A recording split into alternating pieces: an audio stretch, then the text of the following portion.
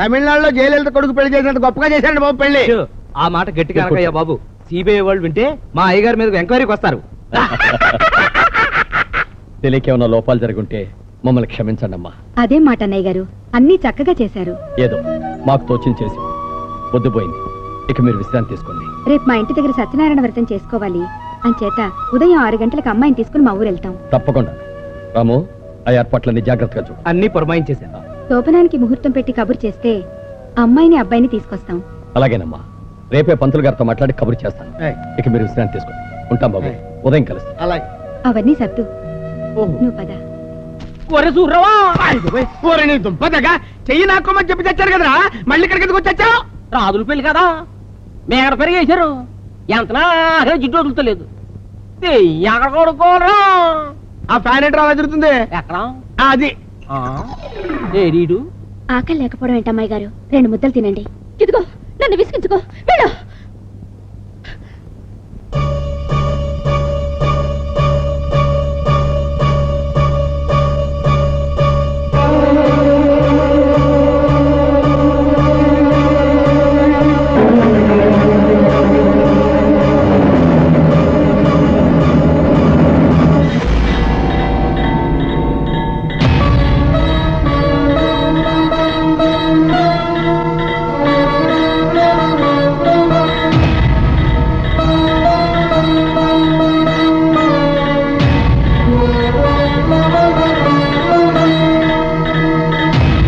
అమ్మాయి ఏదన్నా అల్లరి చేస్తుందేమోనని భయపడ్డాను. బుద్ధిగా తాళి కట్టించుకుని నా పరువు కాపాడింది. ఆలోచించుకుని మనసు మార్చుకుని ఉంటారు. గంగా, స్నేహ ఎక్కడా? పై గదిలో ఉన్నారు. అమ్మాయి గారికి కోపం తగ్గినట్టు లేదు. అన్నం కూడా తినలేదు. స్నేహ, స్నేహ,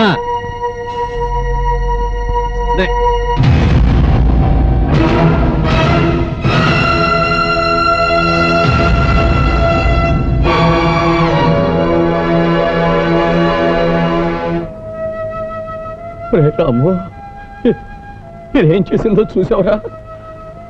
దాని ప్రేమను నేను కాదన్నానని, నేను చేసిన పెళ్లిని కాదని ఈ తాళి తీసి పారేసి వెళ్ళిపోయిందిరా.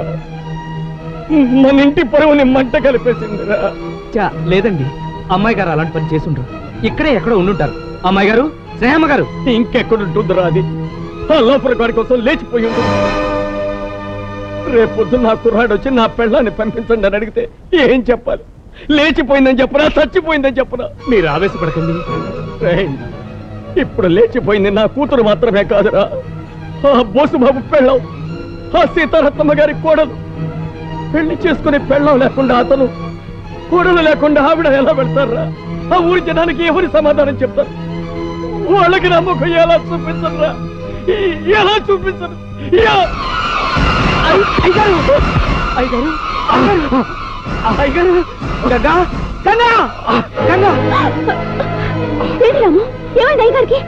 అమ్మాయి గారు తాను తీసి వెళ్ళిపోయారు. అది చూసి అయ్యగారు కుప్పకూలిపోయారు. నేను వెళ్ళి డాక్టర్ని తీసుకొస్తాను. అయ్యగారిని జాగ్రత్తగా చూస్తాడు. ఏమైంది డాక్టర్? మైల్డ్ గా స్ట్రోక్ వచ్చింది. మరేం పర్వాలేదుగా? పర్వాలేదు, కాకపోతే కంగారు పడే విషయాలేమీ చెప్పద్దు. మళ్ళీ గుండె నొప్పి రావచ్చు. నేను రేపు ఉదయం వస్తాను. ఈ లోపుగా ఏదైనా అవసరం అయితే ఫోన్ చేయండి. అలాగే డాక్టర్. అమ్మాయి గారు ఎక్కడికి వెళ్ళి ఉంటారు? తెలీదు, నేను వెళ్ళి వెతుకొస్తాను.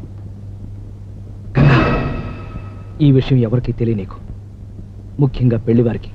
అలాగే.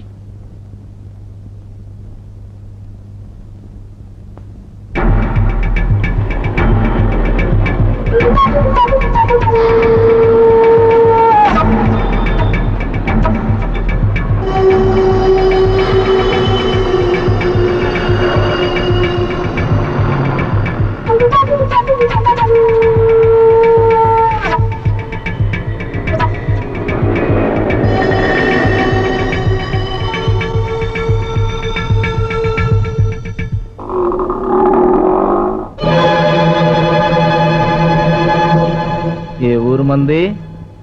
కారం చెడు. అందుకేనా ఒళ్ళంతా మంటగా ఉంది. చిల్లిపి.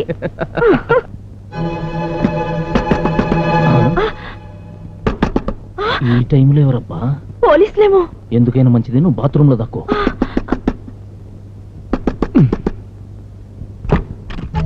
నువ్వా ఇప్పుడు వచ్చావేంటి? శివాజీ మనం అర్జెంట్ గా నుంచి వెళ్ళిపోవాలి, లేకపోతే మా వాళ్ళు వెతుక్కుంటూ వస్తారు. ఇంట్లోంచి పారిపోవచ్చావా? అవును, నాకు బలవంతంగా పెళ్లి చేసేశారు. అయితే నువ్వు ఇప్పుడు ఇల్లాలివన్నమాట. ఇల్లాలా గాడిద గుడ్డ, అసలు నాకు ఇష్టం లేకుండా చేసింది పెళ్ళేలా అవుతుంది? అందుకు అతని మొహం కూడా నేను చూడలేదు. అతను కట్టిన తాళిని తెంచేసుకుని కానీ పెంచిన తండ్రిని కాదనుకుని నీకోసం వచ్చేసాను. చూడు, నా పెళ్ళానికి నేనే మొదటి మొగుణ్ణి చివరి మొగుణ్ణి కూడా కావాలనేది నా కోరిక. ఇప్పుడు నువ్వేమో సెకండ్ హ్యాండ్ అయిపోయావు. నేను ఎలా చేసుకోమంటావు? శివాజీ నువ్వేనా ఇలా మాట్లాడేది? లేకపోతే పక్క నుంచి ఎవరైనా డబ్బింగ్ చెబుతున్నారు అనుకున్నావా? శివాజీ చూపు చేయకు, నేను నమ్ముకుని అందరినీ వదులుకుని వచ్చాను, నాకు అన్యాయం చేయకు. నీకు అన్యాయం చేయకపోతే నేను అన్యాయం అయిపోతాను. ఏమిటి నువ్వు మాట్లాడేది? ఇప్పుడు నీ మెళ్ళలో నేను తాళి కట్టాను అనుకో. అనుకో, నీ బాడీ నాదవుతుంది కానీ నీ డబ్బు నాది కాదు. ఎందుకంటే లేచిపోయి వచ్చావు కదా, అంచేత నిన్నిప్పుడు నీ బాబు తిరిగి రానివ్వడు. అంటే నన్ను నా డబ్బు కోసం ప్రేమించావా? లేకపోతే ఎందుకు ప్రేమించాను అనుకున్నావమ్మా? నువ్వు పెద్ద మాధురి దీక్షిత్ అనుకున్నావా? మనదంతా కమర్షియల్ టైపు. కాదు కూడదు, నీ మీద నాకు లవ్ ఎక్కువైపోయింది అంటే ఓ పని చెయ్యి, ఈపుగా ఉంచుకుంటాను, ఓ మూలపడి ఉండు.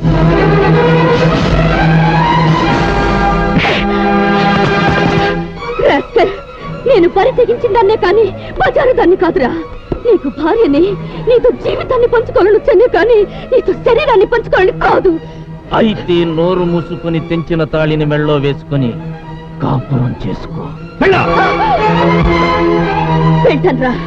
వెళ్లే ముందు నాలాంటి మరో ఆడదానికి అన్యాయం జరగకుండా పోలీస్ రిపోర్ట్ ఇచ్చి నిన్ను జైల్లో పెట్టించి మరీ వెళ్తాను.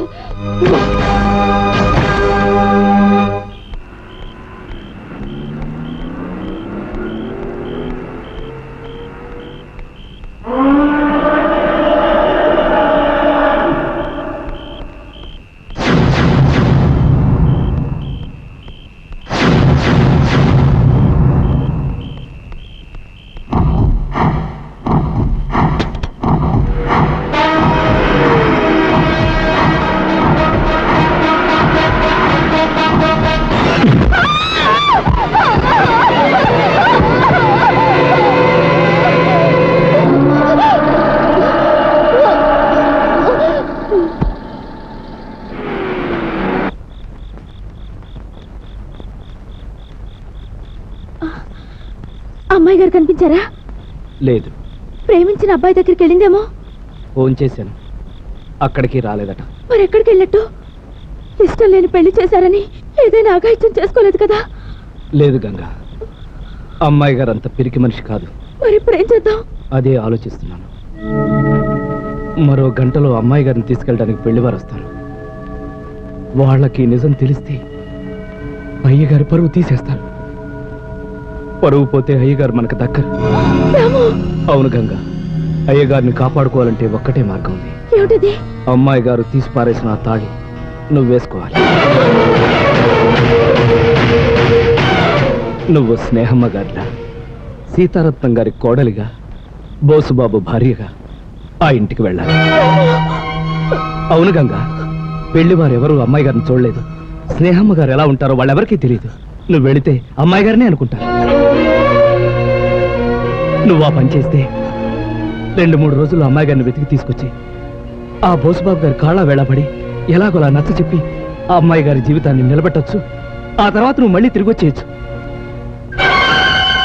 గంగా, చిన్నప్పుడే నీ తల్లిదండ్రులు చనిపోతే నిన్నెవరో పట్టించుకోకపోతే అయ్యగారే నిన్ను తీసుకొచ్చారు, గుర్తుందా?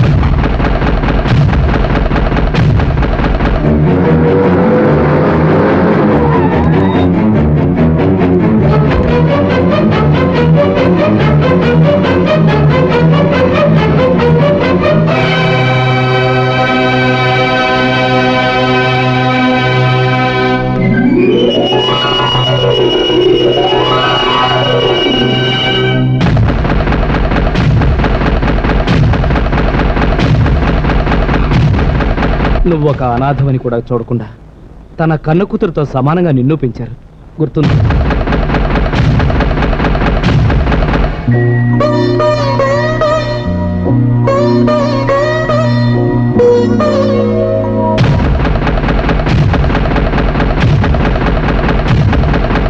కోసం ఇంత చేసిన మనిషికి ప్రాణదానం చేయలేవా? ఆ తాళి వేసుకుంటే నీ జీవితం ఏమైపోతుందో అని భయపడుతున్నావా? నా భయం నా జీవితం గురించి కాదు రాము. అగ్ని సాక్షిగా వేద మంత్రాల మధ్య ఓ భర్త ఓ భార్యకు కట్టిన తాళిని నేను మెళ్ళో వేసుకుంటే పవిత్రమైన పెళ్లిని తాళి విలువని ఎగతాళి చేసిన దాన్నవుతానని భయపడుతున్నాను. ఇప్పుడు ఆ తాళి విలువ, అమ్మాయి గారి జీవితం, అయ్యగారి ప్రాణం, ఈ ఇంటి పరువు, ఆ ఇంటి ప్రతిష్ట. ఈ తాళి వల్ల ఎంతమందికి ఇంత మంచి జరుగుతుందంటే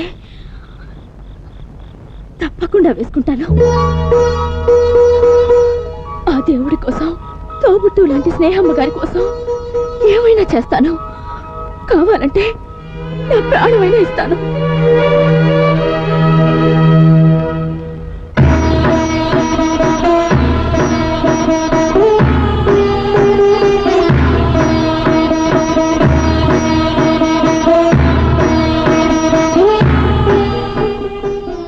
గంగా,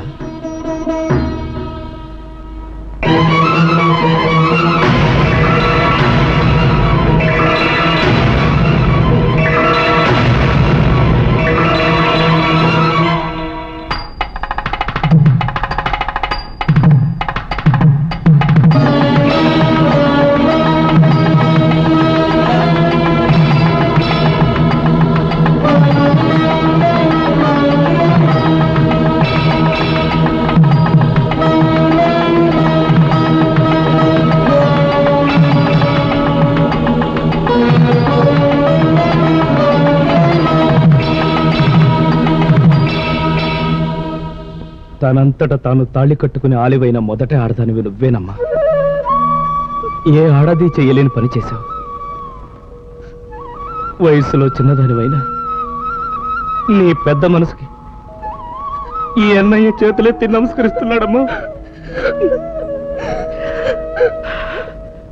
త్వరగా బట్టలు మార్చుకో, వాళ్ళు వచ్చే టైం అయింది.